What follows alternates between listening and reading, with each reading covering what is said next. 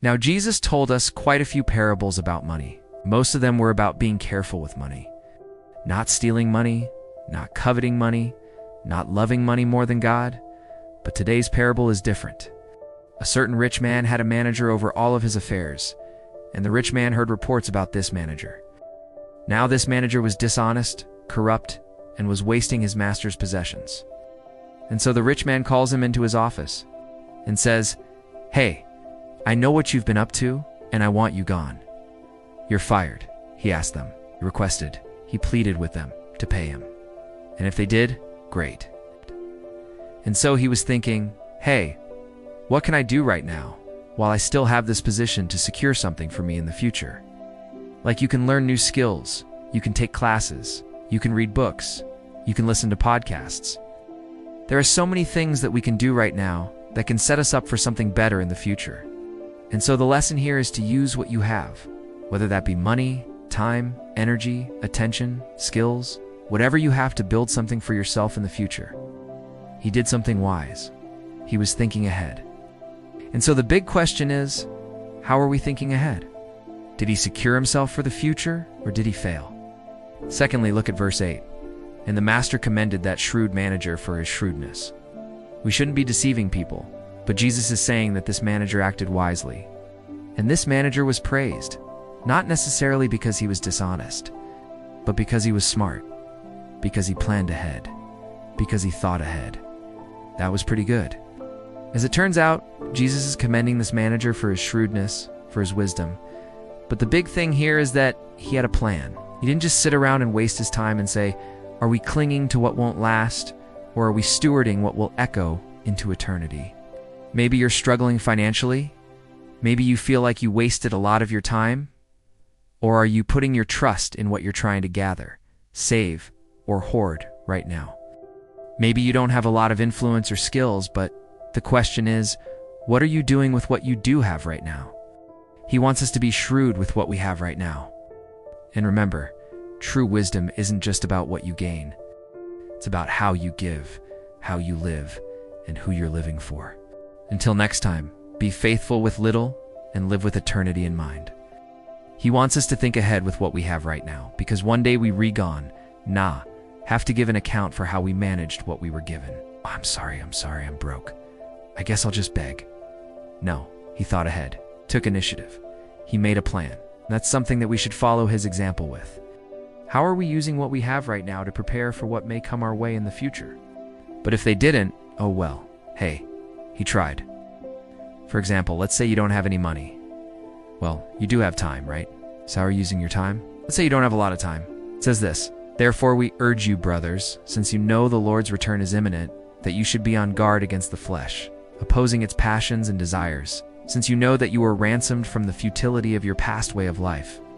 For you once walked according to the course of this world, following the prince of the power of the air, the spirit that is now at work in the sons of disobedience." Well, you do have attention, right? What are you giving your attention to? You've been bought back, you've been rescued, and therefore you should no longer live like that. Let's say you don't have a lot of attention, right? We're stewards of what we have. We're managers. And one day we have to give an account for how we managed what we had. You're kind of boring. Nobody pays attention to you. Well, you do have energy, so what are you doing with your energy? In Luke chapter 16, verses 1 through 13, we read about a shrewd servant. And the question is, what are we doing with what we have right now? Are we preparing for what may come our way in the future? Because I believe there are some important lessons here about how to be wise with what we have right now, while we wait for what we go in to get later. Look at verse 2. It says that when the manager heard that he was being dismissed as manager, he thought to himself, what should I do now? My master is taking away my position as manager. I am not strong enough to dig, and I am too proud to be a slave. I suppose I could start begging, but I have no idea where I would even begin. And by the end of the story, this servant was praised as being shrewd, which means clever, which means smart, which means wise. Now, the servant wasn't praised for his dishonesty, but for his shrewdness, for thinking ahead, for using what little time he had left to prepare for what came next. He goes to these people, these tenants and renters, and he tells them, hey, pay me now 3 months of rent instead of 1 month, because you, O my master, and you've only paid 1 month in advance. Now, we don't know if any of them paid. We don't know if any of them said yes, but this shows us that this manager was thinking ahead. And so the question for us, as we walk through this story together, is, what can we learn from this seemingly sneaky servant about being wise? So let's jump in. I'll write out a list of all of our tenants and renters, and then I'll go to each one individually and ask them to pay 3 months of rent immediately instead of 1 month, because I know that they owe my master, but they've only paid 1 month in advance. Then I'll have enough money to support myself for many years.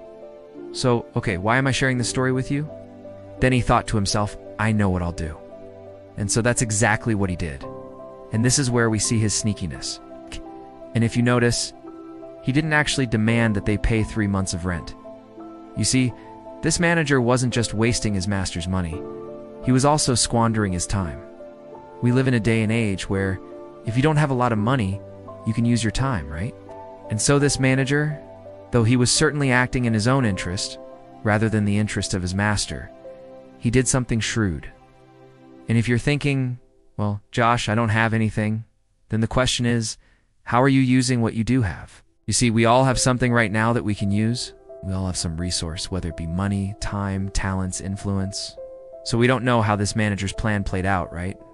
If we don't have something now, how are we preparing for what may come our way in the future? Now, obviously we shouldn't be dishonest, right? So Jesus wants us to think ahead about how we're managing what we have now, whether that be money, time, energy, attention, influence, skills. What we re-gone nod do with it, because one day we re-gone nod give an account for it. Look at 2 Corinthians chapter 5, verses 9 to 10. So Paul is saying, hey, you used to live for the flesh, you used to live for your desires, you used to live for the devil, but now you've been ransomed, right? You see, we are stewards of what we have, whether that be money, time, energy, influence, skills, right?